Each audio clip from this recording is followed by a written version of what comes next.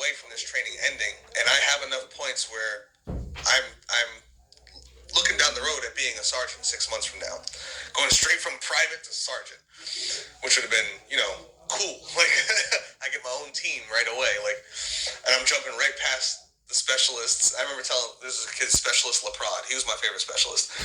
Funny guy. And I remember telling him, like, I'm gonna be your boss when I'm done with this shit. And Sergeant Santos, I was like, I'm gonna be equal to you, like, because that was my sergeant. I love the guy, but that's when that whole shit popped off with the chopper pilot. So I was fully bought in. Like, I was 6 months away from being a sergeant. I was getting special forces training. This is why when I told him when I left and I started looking at my jacket and look at the things I've been trained to do, feel free to send niggas if you want, but I'm not the average private, bro. Like, I'm not just going back with y'all. You ain't just gonna send military police to come get me. You're not sending regular police to come get me. You better send the niggas in our unit to come get me. Or send body bags, because you're gonna need at least one for me. Like, that's why they gave me my discharge, because they had been training me high speed, high stress. I spent a year and a half training with special forces. I could shoot in all different ways. I could shoot with both hands. I knew how to clear every fucking obstacle available. I know how to booby trap shit. There's a lot of shit I could, like, if I'm stuck in the woods, I can survive. It's been like 15 fucking years since I've been in the woods and even tried, but I bet you that shit comes back to me.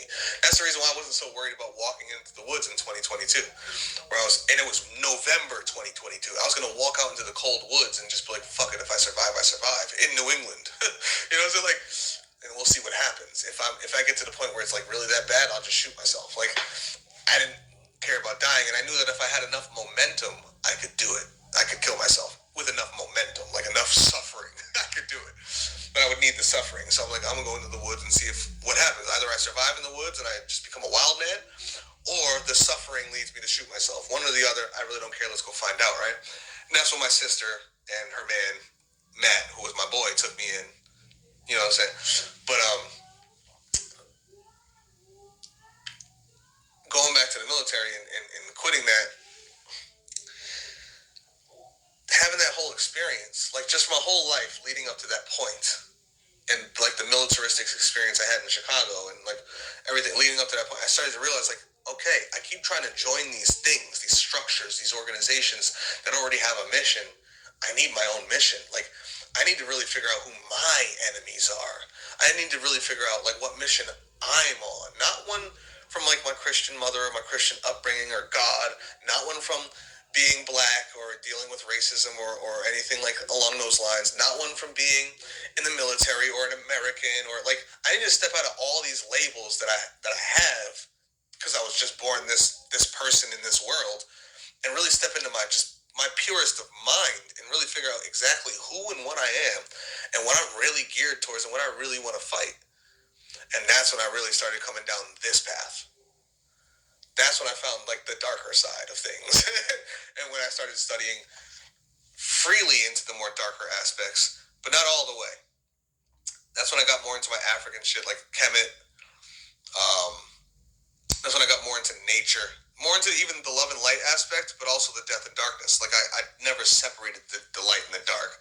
You know what I'm saying? I never separated the life from the death. Like, that's when I really got into duality and understanding this is all cyclical and all these things are cycles. And that's when I started studying reincarnation and things like this, right?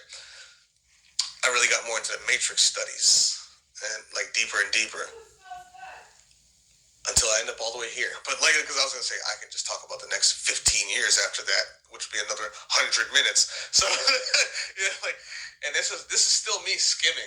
Like, I skimmed, like, and I talked about a whole bunch of little things, like, from being a kid to, like, to kind of paint the whole picture of how I got to the point of quitting the Army. Because all the experiences that came before led to that. Like, if I didn't have those racial experiences, if I didn't have the Chicago experiences, if I didn't have certain things, I might have never even went to the military, let alone reacted to the chopper pilot shooting up those people, let alone the people that were around me and how they reacted to it. I might have reacted differently to them. But because of who my mother is and my upbringing and my experiences and the studies that I had, like, I ended up making them my enemy. Like, so it was just, yeah, that's my military experience. Basic training was basic training. I could talk about that for days, but it's basic. Everybody went to basic. Infantry training was nothing special. you're training to be infantry. I mean, it was crazy shit that happened there. Like, we also had a retarded class because our class came in, our basic training / infantry, because it's OSUT, one station unit training. Our class came in less than like a week after the last class left, so the drill sergeants had no real downtime, so they were extra aggy. And they did stupid shit. Like, they took us on the night infiltration course, which had been shut down for like 2 years. The course was still there. They could easily go put the shit up. They had all the stuff they needed, and they did. But we had an alcoholic drill sergeant, too, who decided instead of shooting blanks, he was going to shoot real fucking rounds over the fucking... They had to tackle this nigga off. Like, yo, this shit was crazy. Like, we actually lost a drill sergeant because he lost his shit. He had, like, PTSD. He was an alcoholic. And they cared for him, clearly, because he would come in and they would... You know what I'm saying? Like, they would cover for him, and they would, like... They didn't want... They understood the guy, but it got to a point where he was just doing some wild shit, and we ended up never seeing that drill sergeant ever again. So basic had some, some shit, but it was basic. Infantry training was infantry training.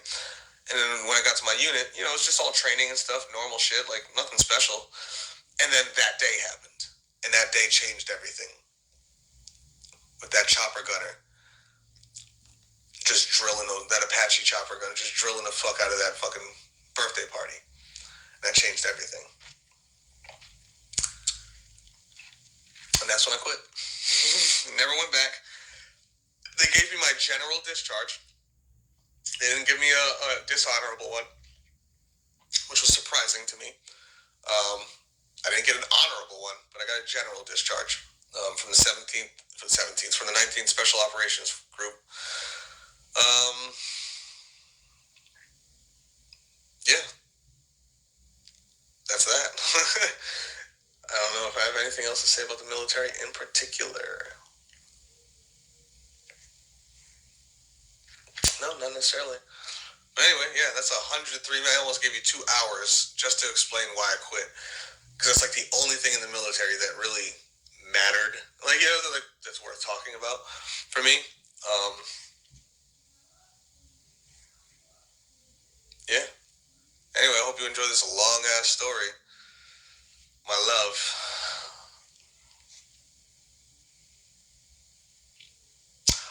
Ooh. Let me tell you one more thing. It's going to take you 105 minutes to get to this part. Let's see how long it takes you until you bring it up. Yesterday, technically today, because it was like 3 in this morning, I was downstairs. I took a little puff of some marijuana, and I was just sitting there like in the zone. And for some reason, your words from earlier that day when you talked about you had a dream about me and that we had moved in together, and some reason those words jumped out to me, and it like triggered my hypnagogy, all right? And I was there with you. I was laying in bed. I went to the bathroom. I had taken a shower. Now, I didn't do that in the hypnagogia, but this is what I knew I did while I was laying in bed. I used the bathroom, hopped in the shower, then I came and I was laying in bed. I was dry, but I was naked. And I was just laying there. Like, I think my back hurt because my back hurt in real life. So I think my back hurt in this dream thing. Like, and I was just laying there. And you came in the room. Of course, wearing thigh highs. Like, I can't fantasize without thigh highs. I don't know why. Like, I can't, like... I literally, my fantasy doesn't work. In my own mind, at least. Like, it's automatically, thigh highs are just there, right? So you're wearing thigh highs and you got this little like, white sheer dress on, and with these white thigh highs, and you, like, give me the most mischievous smile, like, this little devilish smile. And I'm just looking at you, and I'm just enjoying you. And you come, walking over all feminine-like, and you crawl between my legs. And you said to me, I'm finally done my menopause. So apparently you had been going through it, I don't think we were having sex or anything. In my mind, in that world, we were doing pretty much everything but sex. Not butt sex, but everything other than sex. Because you didn't want to have sex at the time. Like, you did, but you didn't. Like, you felt icky, if you will. Like, you were going through it. Hot flashes, cramping, all the stuff that women go through with the menopause. And of course, yeah, that's fine with me. Like, I'm an under understanding individual. I'm an empathic gentleman, you know? And I kind of felt for you the whole time. And I've been taking care of you in any way that I could. And you felt very appreciative. And you said, I just want you to lay here and just feel me. All of me. And you grabbed my dick, which was already hard, and you put it inside you. Now, mind you, the way you were in between my legs was like, I was laying there with my legs like kind of, not, I was going to say up, almost like they're up in the air. Not up, but like my feet were on the bed and I'm laying back with like my hands behind my neck, like so my knees are like up. And you came in between my legs and put my dick into your pussy. And you were just like really slowly, like just up and down, just real slow. Like, I mean, like real slow. It was heavenly. And apparently this was like the first time I had felt you. I think you had bought us condoms or something. But this was the first time I just felt you. Just all you. No, there was no condoms. There was no pulling out. There was none of that. You wanted my cum.